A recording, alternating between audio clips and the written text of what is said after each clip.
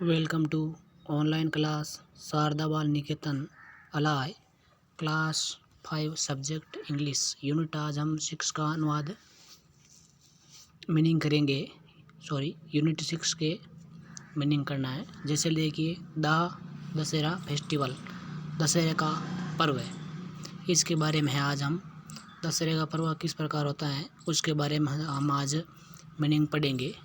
तो शुरू करते हैं। FESTIVAL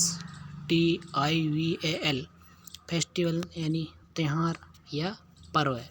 हिंदी में हम क्या कहते हैं, त्यौहार या पर्व है, और इंग्लिश में हम क्या कहेंगे, फेस्टिवल।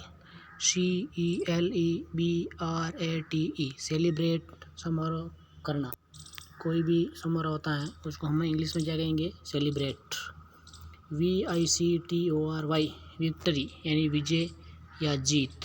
VICTORY विक्ट्री यानी विजय या जीत।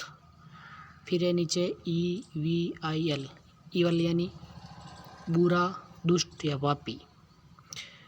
आगे मीनिंग है KIDNAP किडनैप यानी अपहरण करना।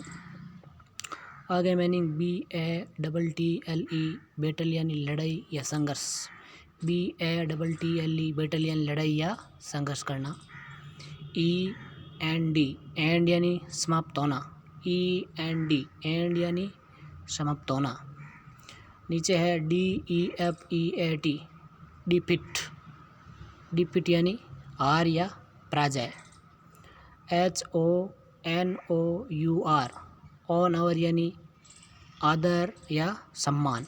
ऑनर यानी क्या होता है, आदर या सम्मान। ORGANIZED ऑर्गेनाइजेड यानी आयोजित किया। ऑर्गेनाइजेड यानी क्या होता है, आयोजित किया। DESCRIBE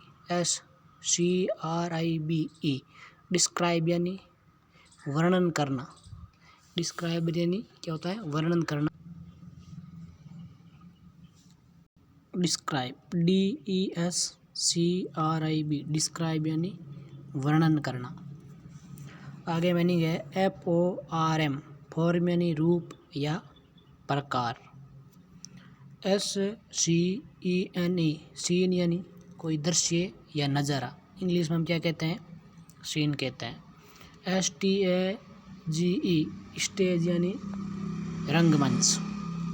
स्टेज प्रोग्राम होता है उसके अंदर रंगमंच, कोई भी कार्यक्रम होता है तो हम इंग्लिश में क्या कहेंगे, स्टेज कहेंगे। GETUP गेटअप यानी पहनावा।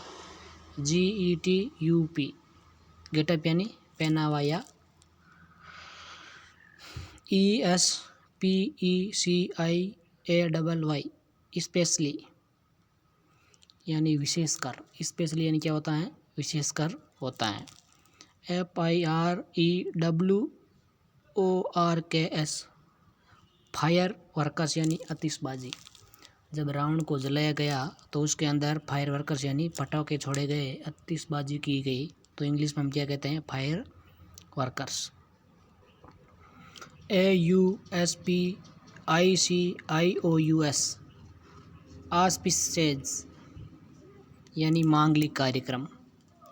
WAYS वेज यानी तरीके। WAYS वेज यानी क्या होता है, तरीके। MASKS मास्कस यानी मुखौटे। जो रावण का था उसको हम मास्कस कहते हैं इंग्लिश में, और हिंदी में मुखौटे। CHARIOT चैरियट यानी रथ। चैरियट यानी क्या होता है, रथ।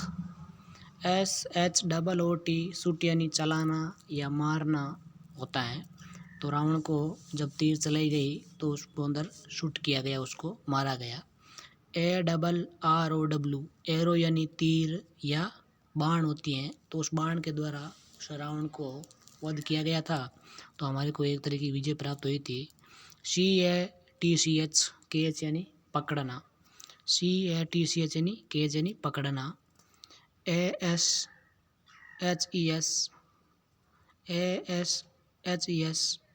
एसिज यानी राख या भस्म करना होता है, तो एसिज उसको कहते हैं इंग्लिश में।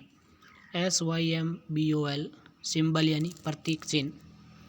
सिंबल दिया गया था, प्रतीक चिन्ह के द्वारा उसको बनाया गया था। तो इसको हमने आज यूनिट जो 6 पढ़ा उसको दशहरा फेस्टिवल, दशहरे का पर्व था, तो उसको भैया बहनों हमने इस इंग्लिश में पाठ के अनुसार आपको बताया गया था कि ये जो दशहरा है वो एक रावण पर विजय प्राप्त करनी है, रावण को मारकर विजय प्राप्त की गई थी। तो आगे हम पाठ पढ़ेंगे तो उसके अंदर सारा हम परिचय करेंगे। आज का जो मीनिंग का टॉपिक था वो हम आपको PDF के तौर पर दे देंगे। तो आज ये जो मीनिंग कराई है वो आपको कॉपी में अच्छी तरीके से बोलते हुए लिखनी है। धन्यवाद।